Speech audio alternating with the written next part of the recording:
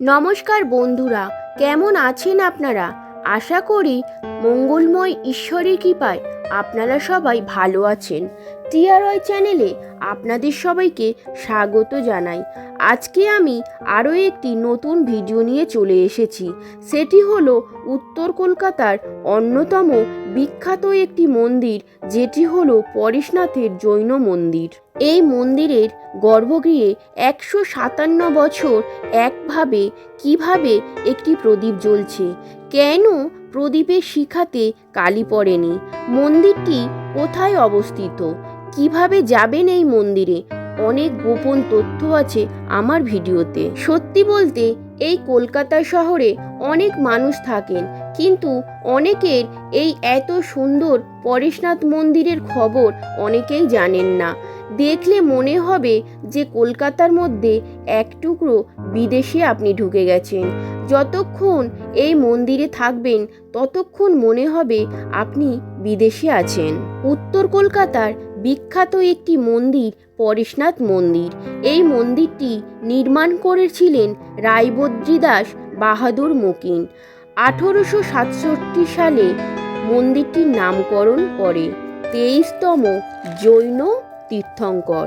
পরেশনাথের নাম অনুযায়ী 4টি মন্দির আছে, তবে এই 4টি মন্দিরের মধ্যে শীতলনাথজির মন্দির পুরোটাই মন্দিরের সাদা মার্বেল পাথর দিয়ে তৈরি, তার সাথে রয়েছে রঙিন কাঁচ। পরেশনাথের মন্দিরের গর্ভগৃহে একটি ঘিয়ের প্রদীপ জ্বলছে আজও 157 বছর ধরে। এই প্রদীপের আশ্চর্য হলো প্রদীপের শিখায় কালি পড়ে না।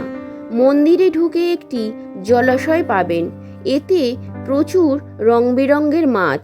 সেই মাছগুলোকে চাইলে বাইরে থেকে মাছের খাবার কিনে জলাশয়ে ছড়িয়ে মাছেদের খাওয়াতে পারেন।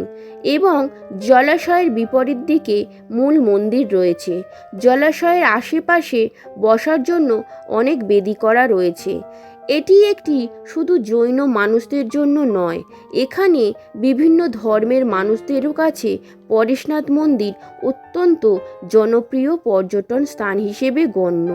এইখানে আপনারা 4টি মন্দির পাশাপাশি দেখতে পাবেন: শীতলনাথজির মন্দির, চন্দ্রপ্রভুজির মন্দির, মহাবীর স্বামী মন্দির, দাদাওয়ারি মন্দির। এখানে আসলে আবার অনেকেরও মনে হবে রাজস্থানের কোনো একটি মন্দিরে চলে এসেছেন। উত্তর কলকাতার সব থেকে সুন্দর মন্দির, কাঁচ মার্বেলের তৈরি 157 বছরের পরেশনাথ মন্দির। কখন যাবেন, কিভাবে যাবেন, আর কতক্ষণ খোলা থাকে এই মন্দির, এবারে জানব। কলকাতার মানিকতলা থেকে গৌরীবাড়ির দিকে যাবার মধ্যে বদ্রীদাস ট্রেনের 2 মিনিটের এই মন্দির। হাওড়া থেকে 44A ও খান্না বাসে যেতে হবে।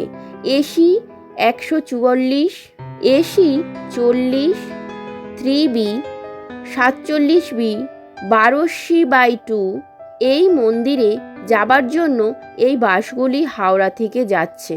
এই মন্দিরে দর্শনার্থীদের জন্য খোলা থাকে সকাল 6:30 থেকে দুপুর 11:30 পর্যন্ত, আবার দুপুর 3:30 থেকে 7:30 পর্যন্ত খোলা থাকে।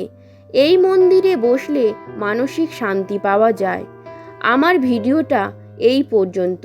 কেমন লেগেছে অবশ্যই কমেন্ট বক্সে জানাবেন।